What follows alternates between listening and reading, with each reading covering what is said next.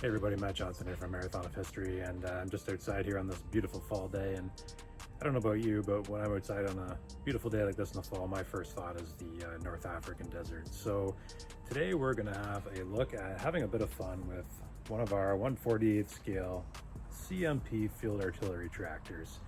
And I'm just going to have a little bit of fun making this into a North African CMP Field Artillery Tractor, or something you might have saw in Sicily or Italy. Right now I'm going to head out for a run, so we're going to put a coat of primer onto our Marathon of History CMP Field Artillery Tractor, let that dry for a couple hours, and pick this up when I get back.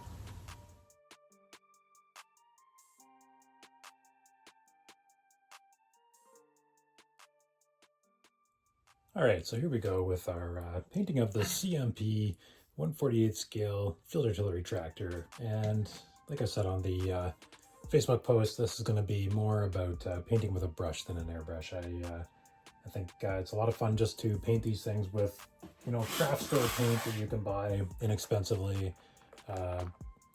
Cheap paint, affordable model. You can make something that's really cool without breaking the bank. So here we go. We're going to mix some of this olive green with this sage green to create sort of a British Army vehicle, Second World War green, and that's going to be our base coat. So here we go. So this is kind of fun because I am a little impatient. We're going to use this heat gun to help accelerate the drying process on our 1/48 scale CMP Field Artillery Tractor.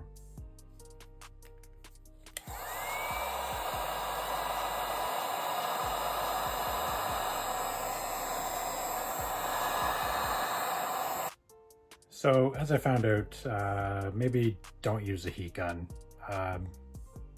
The CMP Field Artillery Tractor survived the heat gun, barely. Don't use a heat gun on these models. Just a little public service announcement here. So I've now taken and just added a few drops of black paint to our original green paint that we have here. And like I said, I don't know, I'm not basing this off any drawings. I have nothing in front of me, but I've seen a camouflage pattern sort of like this on vehicles from the desert or, Sicily, North Africa kind of thing. So I'm just going to apply sort of a darker green bubbly pattern to the bottom of this thing. And it's okay if the paint that's on the truck isn't 100% dry. That's one thing about using these acrylics is it's okay because it actually blends a little bit and it makes a nice transition between the light and the dark greens. So I'm going to go ahead and do this, and then we'll work on our next color. All right, so we've got that dark green color here sort of painted up on the bottom of the vehicle, and that's just one coat. I think I'm probably going to give it a second coat, but sort of a wavy pattern, looks kind of neat.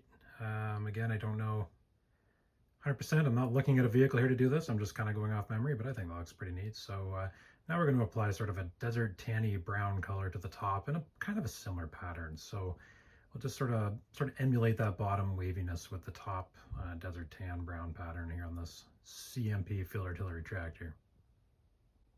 And for this color, I'm actually going to use straight out of the package here, this tan. I think it looks kind of good. I think that will look pretty good on top of this thing. So we're going to try this sort of mixed straight out of the bottle here, and we'll see how it looks. So as it turned out, I did not like the desert tan after it dried overnight. So as you see, I've put a quick coat of green where I applied that desert tan. And you know what? That's the nice thing about these vehicles is you can just go ahead and try stuff because they're very durable. You can just put another coat of paint on, and hey, if I didn't like this whole thing, I could just put a coat of primer on the whole thing and start over. So what we're going to do is I'm actually going to take and we're going to put a little bit of a dark green wavy pattern on top of this truck, similar to what we have on the bottom. So let's see how that looks. All right, so we've repainted the top of our Field Artillery Tractor here, and I like it a lot better. It's a really, really dark green, so we're probably going to end up lightening that up a shade. But I think it's looking pretty good. So what we're going to do now is I'm going to work on this bottom camouflage. So this bottom camouflage here is a really dark green. It almost looks black, unfortunately, from the footage here. But what we're going to do is, because we're not airbrushing it, we're going to try and give it a little bit of a, I don't know if you call it depth maybe, but here in our paint tray, what we're going to do is, here's the green sort of that we painted with. So I've added a drop of black. And then on the truck itself, we're going to take and put the green paint on our brush, but then we're also going to put a dot of black. And with this darker mixture, we're going to go sort of around the outside of this camouflage pattern. And then what we're going to do while it's all wet, because we're using an acrylic, we're going to go back to our paint tray, going to collect up a little bit of the original green color here. And then we're going to go up, and where we've put the black, we're actually going to drag down the green. So we're going to basically fade it in. But when you look at it, it's going to be just a shade darker near the edge of that camouflage, and then it's going to bring that greenish color down in. It's just going to give it a little bit of a depth. All right, so where we are now, we have the bottom camouflage on there, and what I'm thinking now is I don't love this middle green. I think I've gone up too high with the camouflage, so we're going to actually make sort of a new green color. So this is the original olive green craft paint that we use. So I'm actually going to take and mix some of this, what's this called, sage green, with the olive green to create sort of a lighter olive green, lighter faded green, and we're going to reapply some of this main body color, and we'll see how that looks. All right, so I've reapplied this this olive greeny color we made here by mixing the two paints all through the middle of the vehicle, and we have a little more of the desert greenish color in there, and I think that looks pretty good. If anything, I could probably add a bit more here and reduce this, but I'm not gonna. It looks cool. I'm fine with it.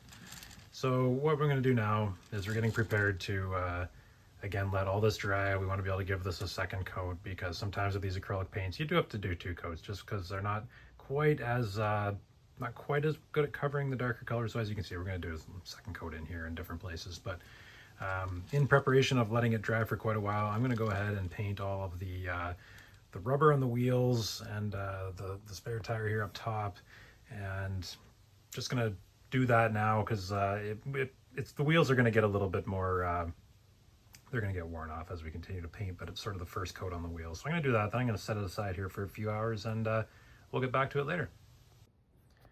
All right, so we've let this dry for about an hour, and what I've done is I've went ahead and I put a second coat on all of that green. As you can see, it's much more blended in now, and I did put a initial coat of paint on the tires, just some watered down black real fast, just to sort of kind of get the tires color established. So what we're going to do now, and this is kind of a fun thing, we're going to put a bit of a black wash on this.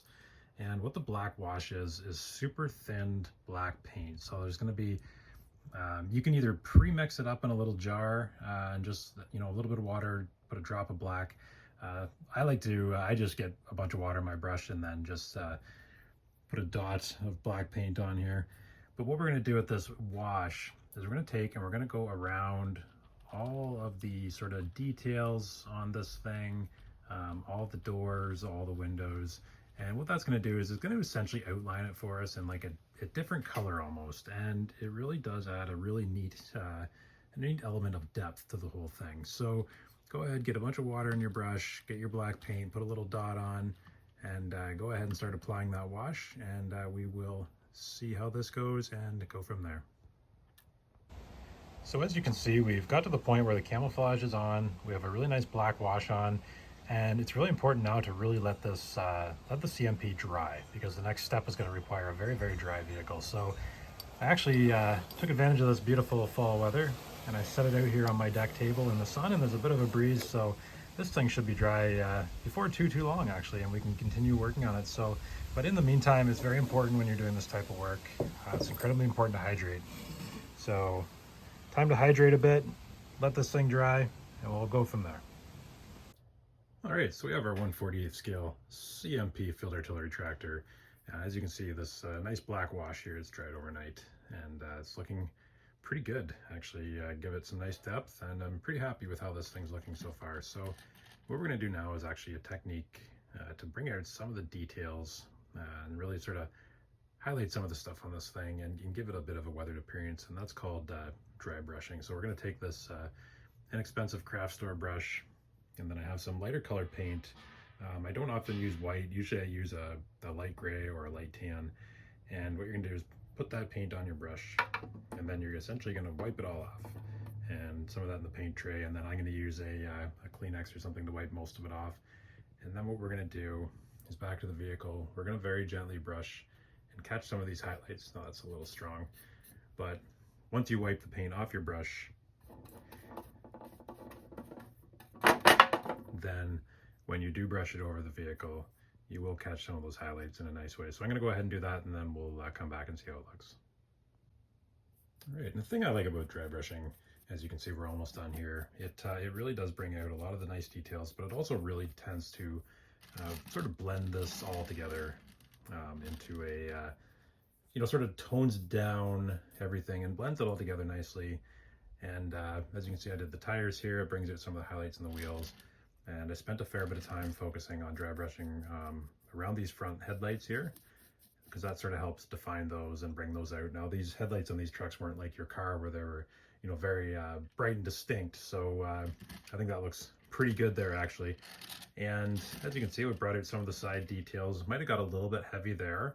I probably should have taken a little bit of paint off my brush, so I might fix that. I might not. It actually looks like kind of a worn CMP vehicle here. So to be completely honest, I'm pretty happy where this truck is right now, and we could just do some other little things. We do have some little taillights that go in there, but you see a spare tire and the camouflage. Everything just kind of blends together nice with that dry brushing. So what you could do now if you wanted to is you could apply some layers of, you could apply some dirt colors to the bottom, maybe do it in washes of various colored browns and whatnot. I'm not going to do that. I'm fairly happy with where this is right now.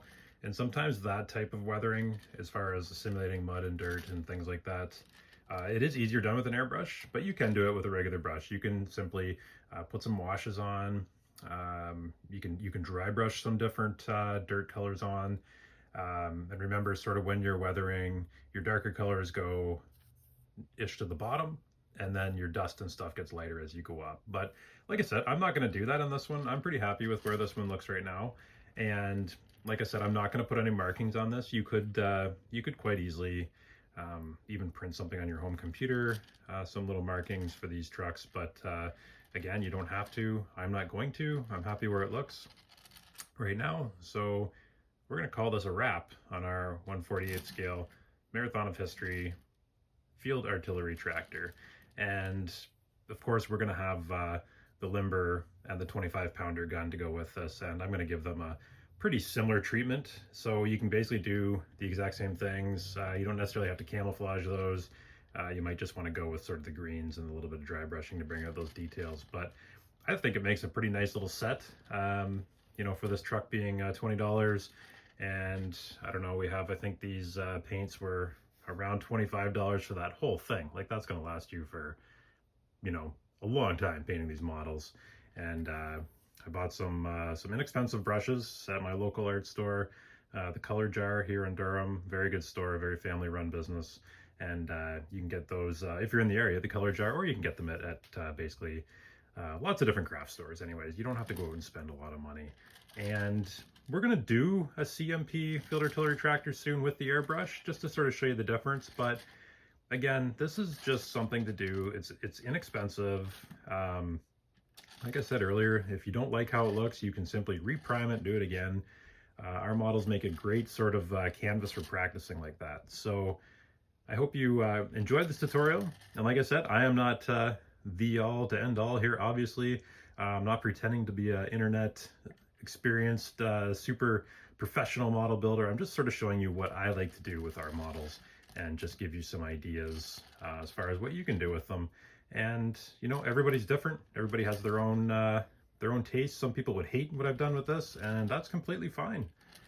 Some people have totally different ways they would work on this, and that's also totally fine.